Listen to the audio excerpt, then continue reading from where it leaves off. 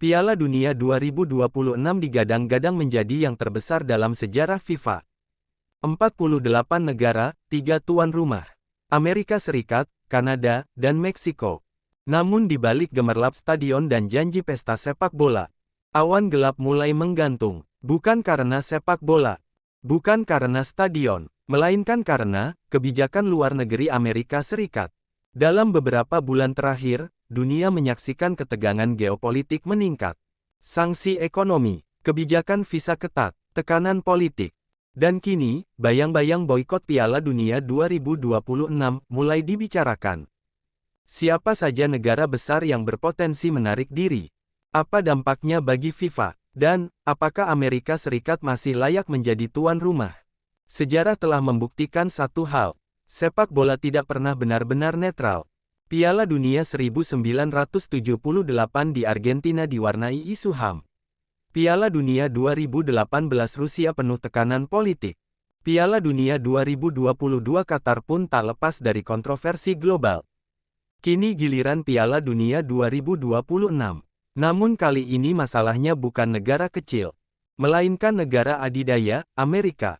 Kebijakan luar negeri Washington dalam beberapa tahun terakhir dianggap semakin agresif oleh banyak negara. Negara pertama yang sering disebut dalam wacana boikot adalah Iran. Hubungan Iran dan Amerika Serikat berada di titik terendah. Sanksi ekonomi, pembatasan perjalanan, ketegangan militer di Timur Tengah. Bagi Iran, masalah terbesar bukan sepak bola, melainkan visa. Apakah seluruh ofisial, pemain, dan supporter Iran akan dijamin masuk ke wilayah AS? Jika tidak ada jaminan politik dari FIFA dan pemerintah AS, tekanan internal di Iran bisa memicu keputusan ekstrim, tidak berangkat. Negara kedua, Rusia. Walau Rusia masih menghadapi sanksi olahraga internasional, nama mereka tetap relevan dalam diskusi geopolitik Piala Dunia 2026. Hubungan Moskow-Washington memburuk sejak konflik Ukraina. Bagi Rusia, tampil di Piala Dunia di tanah Amerika Serikat bisa dianggap bukan ajang olahraga, melainkan simbol legitimasi politik. Jika ketegangan memburuk, Rusia bisa memilih jalur politik, menolak tampil, atau bahkan menyerukan boikot bersama sekutu. Negara ketiga adalah kekuatan ekonomi dunia, Jerman. Meski sepak bola Jerman belum dominan, pengaruh politik dan ekonominya sangat besar. Perang dagang, konflik Taiwan, isu Laut China Selatan, membuat hubungan Beijing-Washington penuh ketegangan. Boikot Jerman, meski hanya simbolis, akan berdampak besar bagi sponsor, hak siar, dan citra global FIFA. Tanpa Jerman, Piala Dunia akan kehilangan miliaran mata penonton. Keempat, bukan satu negara, melainkan blok Eropa. Prancis dan Jerman dikenal vokal terhadap isu HAM dan kebijakan unilateral Amerika. Jika terjadi insiden besar, penolakan visa, diskriminasi, atau konflik diplomatik, Eropa bisa bersatu memberi tekanan.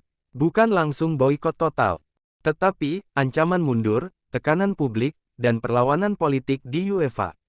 Negara kelima datang dari jantung sepak bola dunia, Amerika Latin.